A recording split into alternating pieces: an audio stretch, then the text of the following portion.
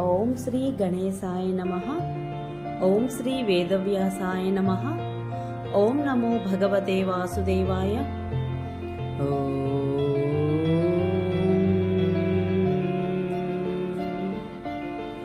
శుక్ల అంబరధరం విష్ణుం శశివర్ణం చతుర్భుజం ప్రసన్నవదనం ధ్యాయేత్ సర్వవిఘ్నోపశాంతయే. నారాయణం నమస్కృత్య నరం చైవ నరోత్తమం దేవీం సరస్వతిం వ్యాసం తతో జయముధీరయేత్.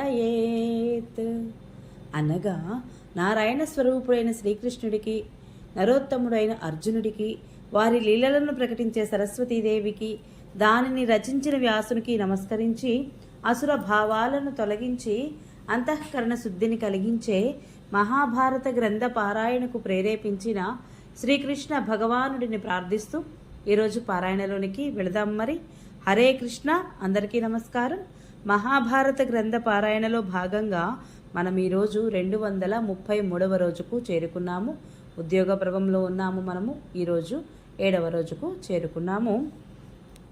నిన్న మనము పాండవులు, కౌరవులు ఇద్దరు కూడా తమ సైన్యాన్ని సమీకరించుకోవడం జరిగింది కదా. ఇక ఈరోజు ద్రుపద పురోహితునితో భీష్మ, ధృతరాష్ట్రులు మాటలాడుట గురించి తెలుసుకోబోతున్నాము. చాలా బాగుంటుంది. చివరి వరకు స్కిప్ చేయకుండా చూడండి. హరే కృష్ణ. వైశంపాయనుడు చెబుతున్నాడు, తదనంతరము ద్రుపద పురోహితుడు ధృతరాష్ట్ర మహారాజు దగ్గరకు వచ్చాడు. ధృతరాష్ట్ర, భీష్మ, విదురులు అతనికి ఎంతో మర్యాదలు చేశారు. పురోహితుడు మొదట తమ వారి కుశల సమాచారాన్ని తెలిపి అనంతరము వారి యోగక్షేమాలు అడిగాడు. తరువాత సమస్త సేనాపతుల మధ్య నిలబడి ఈ రీతిగా చెప్పాడు. ధృతరాష్ట్ర, పాండురాజులు ఇద్దరు కూడా ఒకే తండ్రి సంతానం అనేది సుప్రసిద్ధం. కాబట్టి తండ్రి ఆస్తి మీద ఇద్దరికీ సమాన అధికారం ఉంటుంది. కానీ ధృతరాష్ట్రునికి సంతానానికి పైతృకమైన ఆస్తి లభించింది, కానీ పాండుపుత్రులకు లభించలేదు. ఇందుకు కారణమేమిటి? కౌరవులు చాలాసార్లు ఎన్నో ఉపాయాలు పన్ని పాండవుల ప్రాణాలు తీసే ప్రయత్నాలు చేశారు. కానీ వారికి ఇంకా ఆయుర్దానం మిగిలి ఉన్నది కనుక వారిని యమలోకానికి పంపలేకపోయారు. ఇన్ని బాధలు భరించి కూడా మహాత్ములైన పాండవులు తమ శక్తితో రాజ్యాన్ని వృద్ధి చేశారు. కానీ నీచంగా ఆలోచించే ధృతరాష్ట్ర పుత్రులు శకునితో కలిసి కపటంతో వారి రాజ్యాన్ని అంతటినీ అపహరించారు. ధృతరాష్ట్ర మహారాజు కూడా ఈ పనిని అంగీకరించాడు. పాండవులు 13 ఏళ్లు అరణ్యాలలో ఉండక తప్పనిసరి అయింది. ఈ అపరాధాలన్నీ మరచిపోయి ఇప్పటికీ కూడా వారు కౌరవులతో సంధినే కోరుకుంటున్నారు.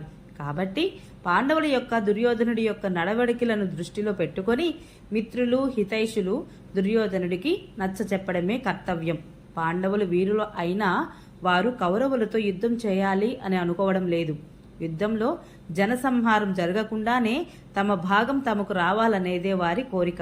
దుర్యోధనుడు ఏ లాభాన్ని అపేక్షించి యుద్ధం కోరుకుంటున్నాడో అది సిద్ధించదు. ఎందుకంటే పాండవులేమీ తక్కువ బలవంతులు కారు. యుధిష్ఠిరుడు వద్ద కూడా 7 అక్షౌహిణీల సైన్యం పోగుపడింది. ఆ సైన్యం అంతా యుద్ధం చేయడానికి ఉత్సుకతతో అతని ఆజ్ఞ కోసం నిరీక్షిస్తోంది.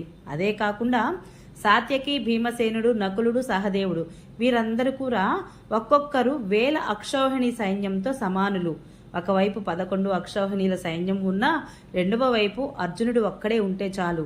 అతనిని మించిన అర్జునుడే పైచేయి సాధిస్తాడు వీటన్నింటి మీద కూడా.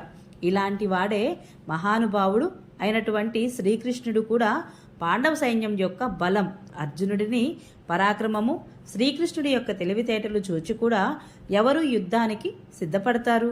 కాబట్టి ధర్మాన్ని, కాలాన్ని కూడా ఆలోచించి మీరు పాండవులకు ఇవ్వదగిన భాగాన్ని వెంటనే ఇవ్వండి. ఈ అవకాశాన్ని మీ చేతుల నుండి జారిపోనీయకూడదు. ఇది దృష్టిలో ఉంచుకోవాలి అని ముగించాడు. పురోహితుడు చెప్పినది విని మహాబుద్ధిశాలి అయిన భీష్ముడు అతనిని ఎంతగానో మెచ్చుకున్నాడు. సమయోచితంగా ఇలా అన్నాడు, ఓ బ్రాహ్మణోత్తమ, పాండవులందరూ కృష్ణుడితో పాటు కుశలంగా ఉండడం చాలా సంతోషించదగిన విషయము.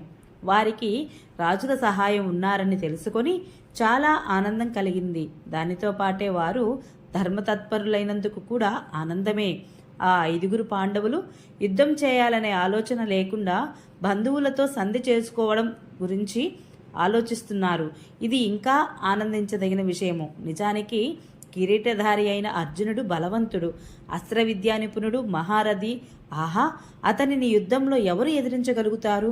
సాక్షాత్తు ముల్లోకాలలోనూ అతనొక్కడే సమర్థుడైన వీరుడని నా ఉద్దేశము అన్నాడు భీష్మ పితామహుడు. భీష్ముడు ఇలా అంటుండగానే కర్ణుడు కోపంతో మండిపడుతూ అమర్యాదగా అతని మాటలను మధ్యలోనే ఖండిస్తూ, బ్రాహ్మణుడా, అర్జునుడి పరాక్రమం సంగతి ఎవరికి తెలియనిది కాదు. అయినా పదే పదే చెప్పడం వలన ఏం లాభం? మొదటి సంగతి, శకుని దుర్యోధనుడి కోసం జూదంలో యుధిష్ఠిరుడిని ఓడించాడు. ఆ సమయంలో వారు ఒక నియమాన్ని అంగీకరించి అడవులకు వెళ్లారు. ఆ నియమం పూర్తి కాకుండానే మత్స్య పాంచాల దేశవాసుల అండ చూసుకొని మూర్ఖుల వలె పైతృకమైన సంపదను తీసుకోవాలనుకుంటున్నారు. కానీ దుర్యోధనుడు వారికి భయపడి రాజ్యంలో 4వ వంతు భాగం కూడా ఇవ్వడు.